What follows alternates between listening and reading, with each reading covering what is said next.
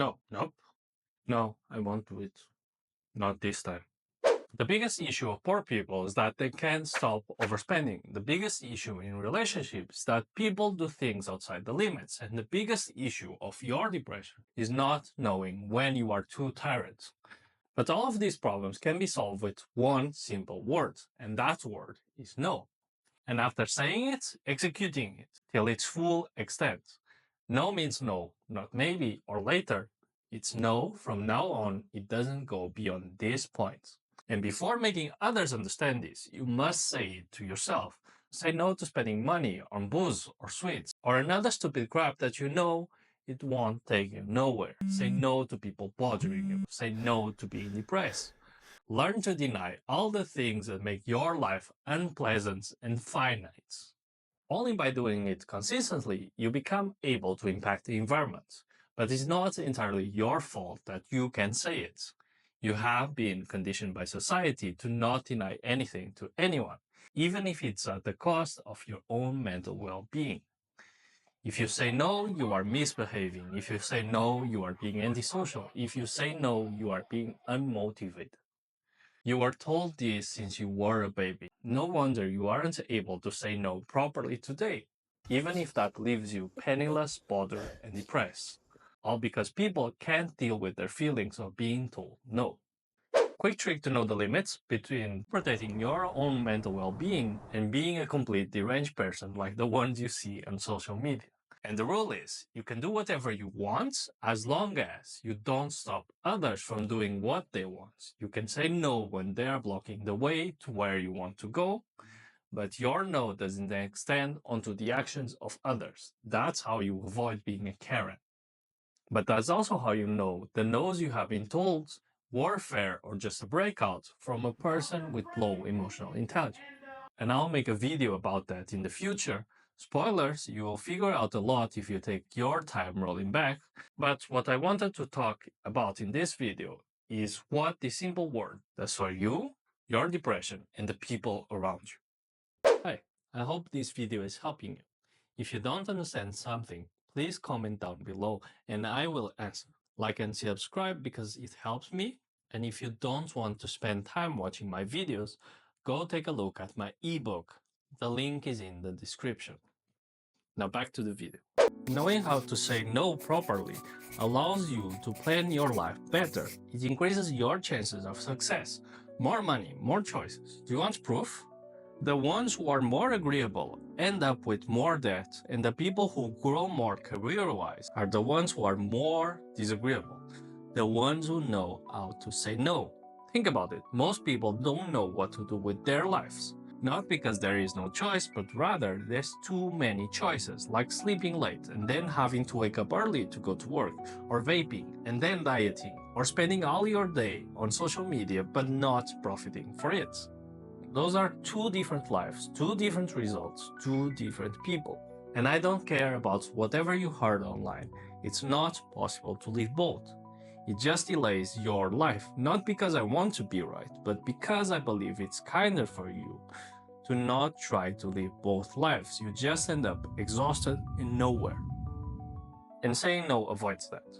Because rather than being open to an endless amount of choices every single day, it's easier to just say no to every single one except for one. The one that leads to the life you want. And the simpler it is, the easier it is for you to choose it, and the faster you will get to it. So stop making excuses. Nothing is free in this world, and accept the price for it. If these are the actions that take you to the life you want, then you need to do them. And just say no to anything else. And by doing this, you also help your depression, because it's not you being lost in a sea of choices and unknown futures anymore. It's not you living waiting for what's coming anymore, but it's you in a place with a clear pathways, limits, and results. It's somewhere predictable, malleable. It's you going after the life you want, the way you want, with the consequences you accepted. Your world is being managed in every sense of the word, turning your anxiety unjustified. And like in the video where I talked about cleaning your room, this is the same. By saying no, you are empowering yourself and expanding your range of influence. where it's not your room anymore, but the space around you. It's your will, your demons, and the people around you. It can all be managed by how firm your no is. And the more you apply it, the less anxiety you will have. So the fewer depressive episodes will happen. It improves more if you apply it to those around you.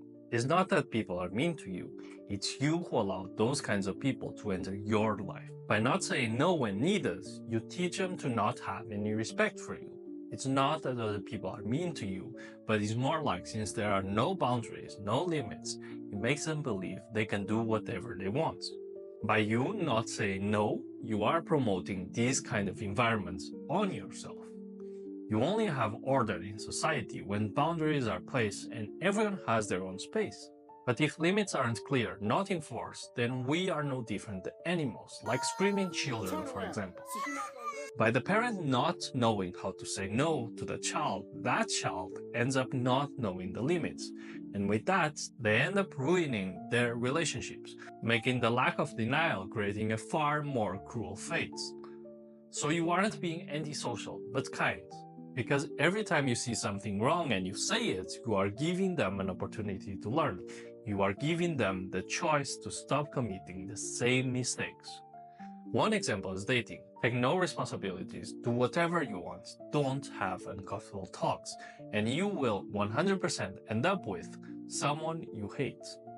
So by saying no to others, you aren't being mean, you are actually making an effort to avoid bigger conflicts that destroy your relationships. You are making a conscious effort to keep the relationship alive. And yes, it is conscious, because it takes courage to say no and face whatever comes next. But what is on the other side is not a monster, but an answer, which is you either discover who to let go of or someone who knows how to deal with their feelings and respects you. And that is who you want in your life. Someone willing to make little tweaks for you that make you want to do the same for them, making the relationship better, both people better, and creating something irreplaceable that everybody wants. But that only starts by saying no and accept the smaller conflicts. And that is how you create the dream life you want. No will take you further than saying yes to everything. So we are starting with this on the second part of this guide, because this will be the theme of this stage. The things we talked about before were just to offset the symptoms of depression. But as you know it will come back. It always comes back. And we don't want to manage it. We are trying to cure it for good.